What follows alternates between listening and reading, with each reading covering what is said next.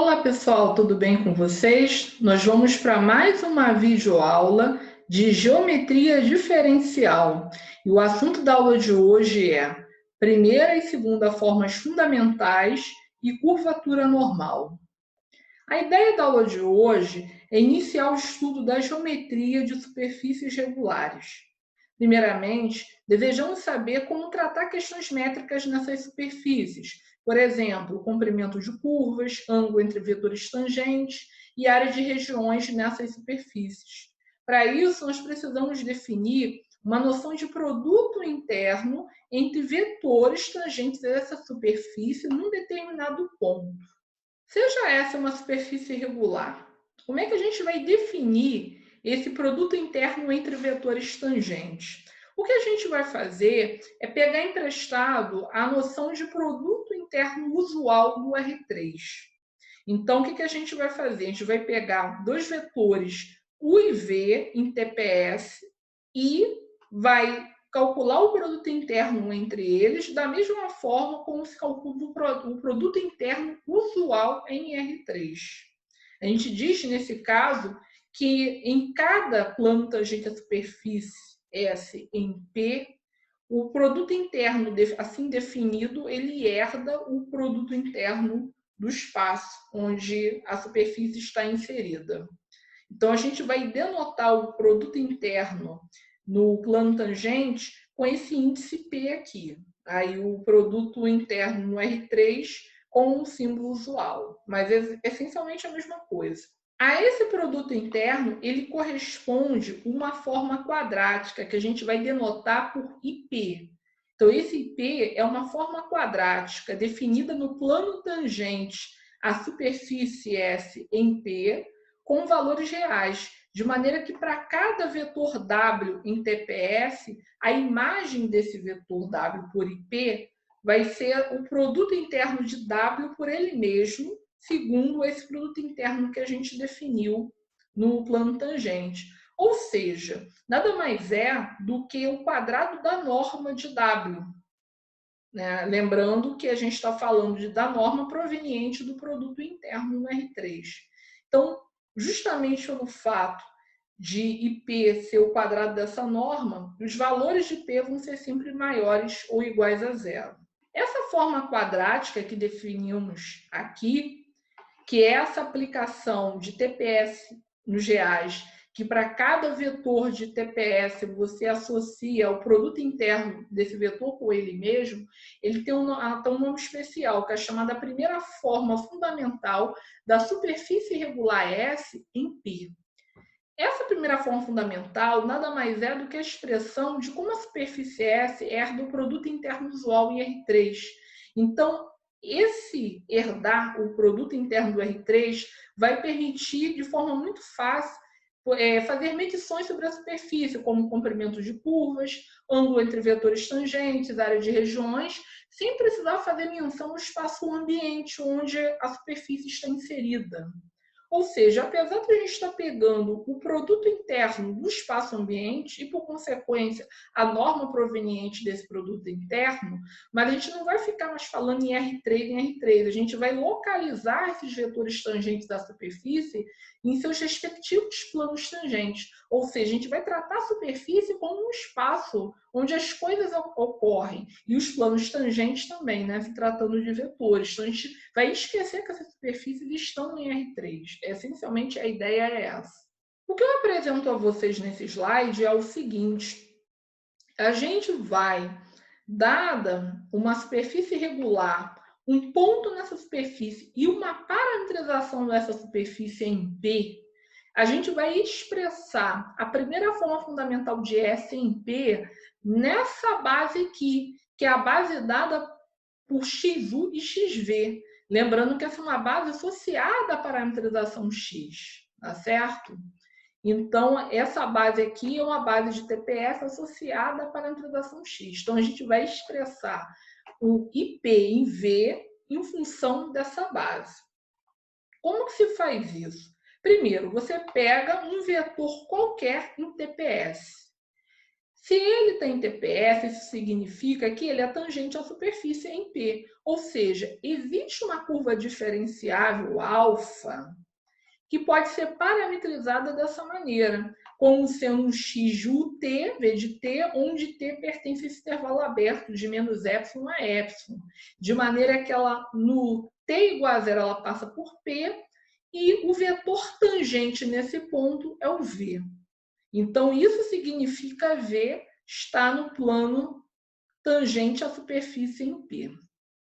Observe que o V, que é o alfa' de zero, ele também pode ser entendido como a derivada dessa expressão aqui em relação a t no t igual a zero. Então, ao derivar essa parametrização aqui, você vai usar a regra da cadeia. Então, ao derivar, você vai encontrar a derivada de x em relação a u no ponto Q, fez a derivada de u no t igual a zero, mais a derivada de v, a derivada de x em relação a v no Q, vezes a derivada de v no t igual a zero. Então, ao usar esse resultado aqui na expressão, você vai obter essa expressão enorme aqui, usando as propriedades do produto interno. Ou seja, você vai ter u' ao quadrado com esse produto interno de xu ele mesmo, mais 2u', produto interno de xu com xv, mais v' ao quadrado, produto interno de xv com xv. Então, observe que a gente escreveu a primeira forma fundamental de S em P, calculada em V, em função dessa base de TPS. E aí, esses produtos internos, a gente vai colocar uma nomenclatura. O produto interno de XU com XU, em Q, ele vai ser chamado de E de Q. De XU com XV em Q, ele vai ser o F de Q. E XV com XV no ponto Q, ele vai ser chamado G de Q. Então, esse E, esse F e esse G, que aqui estão sendo colocados nas coordenadas U e V de Q, eles estão sendo chamados coeficientes da primeira forma fundamental na base XU, XV de TPS. Tá certo? Então, reparem que ao falar, eu estou só chamando XU e XV, mas lembre-se que eles estão sempre sendo calculados do ponto Q com coordenadas U e V, lembrando que o X de Q é o P que a gente está tratando, né, desde o início aqui. Uma observação que eu coloco é o seguinte: se você variar o UV ao longo do aberto U, onde a parametrização X está definida, então a gente pode entender o E, o F e o G, né, como sendo funções. E essas funções definidas no aberto U com imagens em R. E essas funções elas são de classe C infinito, justamente porque elas são provenientes da parametrização X, ou melhor, de suas derivadas parciais, de primeira ordem. O E é sempre positivo, o G é sempre positivo e EG menos F ao quadrado é sempre positivo para todo V em U. Por que isso é verdade? Vamos lá. Com relação à diferenciabilidade, nós já discutimos. Tem a ver com o fato de x ser diferenciável de classe C infinito. Agora, como o conjunto XU e XV é um conjunto linearmente independente, óbvio, eles são base do plano tangente, claro que eles são linearmente independentes. Então, para todo ponto UV no aberto U, o E, que esse produto interno aqui, ele é positivo, né? Lembrando que como eles são LI, então nenhum deles pode ser um vetor nulo. Então, esse produto interno aqui de X, o que ele mesmo é positivo, a mesma coisa acontecendo com G, que é o produto interno de XV com XV. Agora, com relação a esse último resultado, é G menos F ao quadrado, eu quero colocar para vocês uma propriedade que pode ser demonstrada facilmente, vocês podem depois verificar fazendo as contas, que o quadrado da norma do produto vetorial de XU com XV é igual ao quadrado da norma de XU vezes o quadrado da norma de XV menos o quadrado do produto interno de XU com XV. Então, ao verificar essa propriedade, observe que essa primeira parte aqui, esse primeiro fator, é o E, esse segundo fator é o G, e esse aqui é o F elevado ao quadrado. Ou seja, essa expressão da direita é exatamente a G menos F ao quadrado, calculado em cada ponto V do aberto U. Então, observe o seguinte, por um lado, essa expressão da direita é igual a isso aqui. E, por outro lado, como x1 e xv são LI, o produto vetorial de x1 com xv, ele acaba sendo diferente do vetor nulo. Por consequência, o quadrado da norma tem que ser positivo. Finalmente, nós vamos conhecer algumas questões métricas que podem ser estudadas na superfície usando a primeira forma fundamental. A primeira delas é o comprimento de uma curva na superfície, como que está aqui. Como calcular o comprimento de curva a partir de um ponto dessa curva?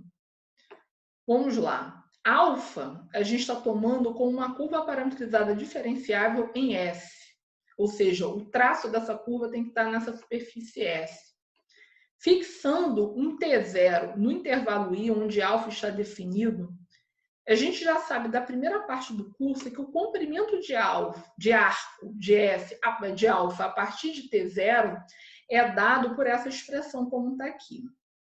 Observe que isso aqui é a norma do alfa' em tal, tá certo? É a norma do vetor tangente em cada ponto da curva. Observe que por ser norma, né, aquela norma proveniente de um produto interno, ela pode ser reescrita como a raiz quadrada do produto interno do alfa' de tal com ele mesmo.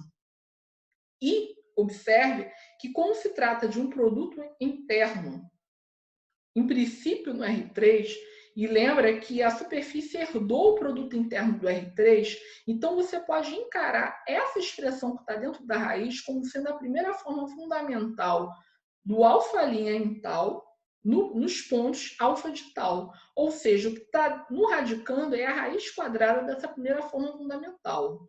Então, essencialmente, calcular o comprimento de arco de um alfa que está contido na superfície a partir de T0 é o mesmo processo que vocês aprenderam na parte de curvas que vocês estudaram na primeira parte do curso de geometria diferencial. A única diferença é que a gente está colocando em termos da primeira forma fundamental, uma vez que essas curvas elas estão um traço contido na superfície, mas o cálculo é do mesmo jeito. Em particular, se alfa ela é uma curva parametrizada diferenciável contida numa vizinhança coordenada de uma parametrização x dessa superfície, nós temos que o comprimento de arco S de alfa é dado por essa expressão, que é aquela expressão em termos dos coeficientes da primeira forma fundamental que nós já vimos em slides anteriores aqui. A segunda aplicação da primeira forma fundamental é o ângulo entre curvas de S. Como é que você calcula o ângulo entre duas curvas que se intersectam num ponto P? Vamos lá. Se alfa e beta foram duas curvas parametrizadas diferenciáveis que têm interseção num ponto P, claro que alfa e beta, o traço tem que estar contido na superfície S, como que calculamos esse ângulo θ? Nós calculamos esse ângulo θ por meio do cosseno deste ângulo. E, na verdade, esse ângulo ele é medido como? Pegando os vetores tangentes, respectivamente, a alfa e a beta, no ponto P. Ou seja, se você tem um alfa de maneira que alfa de T0 é P e beta em T0 é P também, o ângulo θ de interseção entre alfa e beta vai ser isso aqui. Vai ser dado por esse cosseno de θ, que vai ser o produto interno do alfa' de T0 com beta' de T0 dividido pelo produto das normas do alfa' de T0 e beta' de T0. É aquela mesma forma tradicional de cálculo de cosseno do ângulo entre dois vetores, só que aplicado aos vetores tangentes a essas curvas alfa e beta no ponto P. Repare que essa passagem daqui para cá, ela envolve apenas reescrever esse produto interno como sendo a diferença desses três produtos internos que estão aqui. E aqui, nessa passagem, eu uso essa propriedade de produto interno, como está escrito aqui, em azul. E observe que ao fazer essa passagem, posso colocar tudo em função da primeira forma fundamental. Por quê? Porque aqui você tem a primeira forma fundamental no vetor alfa' de T0 mais beta' de T0. Aqui você tem a primeira forma fundamental calculada em alfa' de T0. E aqui a primeira forma fundamental calculada no beta' de T0. E aqui no denominador, você tem a raiz quadrada da primeira forma fundamental calculada em alfa' de T0 e a raiz quadrada da primeira forma fundamental calculada em beta' de T0. Então, observe que eu posso escrever o cosseno de teto tudo em termos de combinações das primeiras formas fundamentais aplicadas, tá?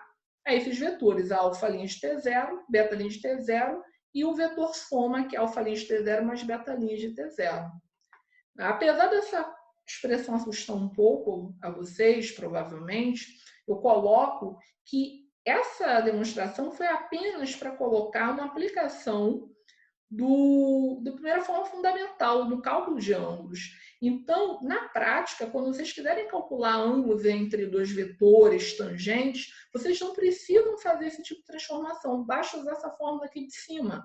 Até porque, praticamente, quer dizer, é a mesma coisa que vocês fazem no R3, só que agora a gente está trabalhando com vetores tangentes à superfície. Então, pode tranquilamente usar essa fórmula aqui em cima, que você automaticamente já está trabalhando com aplicações da primeira forma fundamental.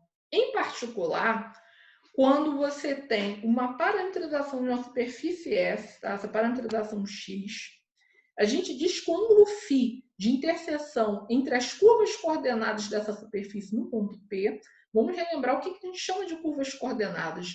São curvas em que uma das variáveis é constante, tá certo? Então, por exemplo, quando você tem o V constante, então são curvas desse tipo V constante, elas são parametrizadas assim, como x de U, V0. Quando você tem U constante, elas são parametrizadas como x de U0V. E nós já vimos em aulas anteriores que os vetores tangentes a essas curvas coordenadas são, respectivamente, a derivada de x em relação a U e a derivada de x em relação a V. Então, calcular o ângulo entre essas curvas coordenadas é o mesmo que calcular o ângulo entre XU e XV no ponto P, no qual você está trabalhando, que no fundo remete ao Q daqui do domínio, né, dessa parametrização X. Em outras palavras, o cosseno de φ ele vai ser dado pelo produto interno de XU com XV, em Q, dividido pelo produto das normas de XU e de XV em Q. Repare que esse numerador nada mais é do que o F, lá dos coeficientes da primeira forma fundamental. E esse denominador vai ser raiz quadrada de E, raiz quadrada de G. E no fundo vai ser a raiz quadrada desse produto de E com G.